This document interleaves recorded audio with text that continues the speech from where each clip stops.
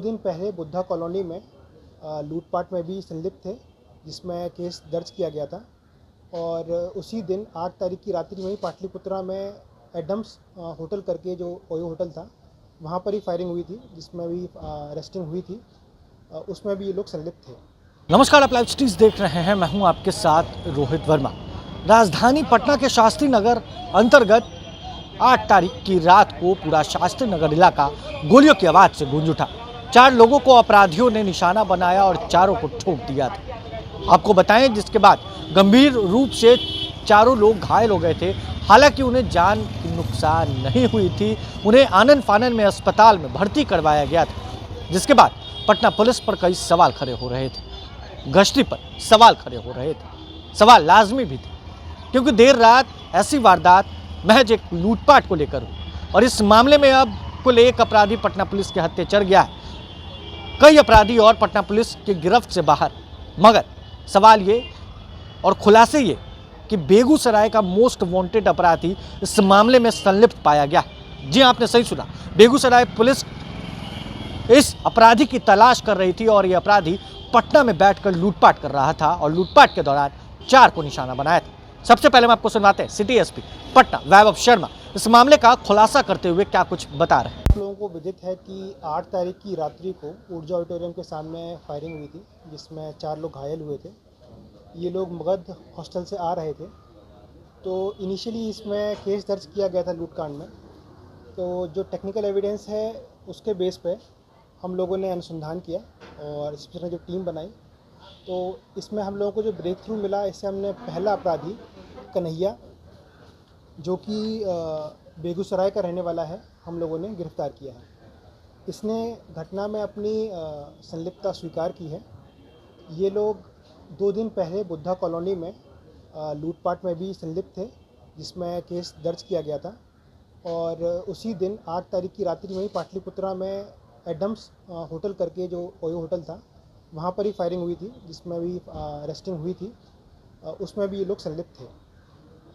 उस दिन ये लोग बेसिकली एडम्स बीच होटल हॉस्टल के बगल में ये लोग रुके थे। कुछ शराब वगैरह पी के ये लोग नशे में निकले थे। इनका प्राइमरी उद्देश्य लूटपाट ही था। ये इन लोगों ने चूँकि ये बुलेट से आ रहे थे, इनको चिन्हित किया और इन पे फायरिंग करी। शायद ज़्यादा नशे में होने के कारण ये लोग लूटपाट ज़्यादा नहीं कर पाए। केवल एक सिकड़ी इन्होंने छीनने की कोशिश करी, वो भी इनके हाथ में केवल आधी ही आई। और उसके बाद ये लोग अपनी अपनी जगह पे डिस्पर्स हो गए। कुल मिला के इस केस में वाइट अपाचे पे 3 लोग शामिल थे, जिनका नाम आ चुका है। पर क्योंकि ये केस अंडर इन्वेस्टिगेशन है, तो बाकी 2 लोगों का नाम अभी हम लोग डिस्क्लोज नहीं कर रहे हैं। कन्हैया के ऊपर पहले से भी लगभग आधा दर्जन केस बेगूसराय में प्रतिवेदित हैं, जिसमें ये जेल भी जा चुका है। और अभी इसमें कुल मिलाकर चूँकि इसकी निशानदेही पे हम लोगों ने जो व्हीकल इन लोगों ने भागने में यूज़ किया वो भी रिकवर किया है। और जो हथियार इन लोगों ने घटना में यूज किया, पिस्टल, वो भी रिकवर करी है। इसके इनके विरुद्ध आर्म्स एक्ट का भी केस हुआ है। आखिर गोली किसने चलाया? गोली कन्हैया ने चलाई थी और एक और व्यक्ति, जिसका नाम ये हम डिस्क्लोज नहीं कर रहे, जो साथ में बैठा हुआ था, उसने चलाई थी। मास्टरमाइंड कन्हैया ही है।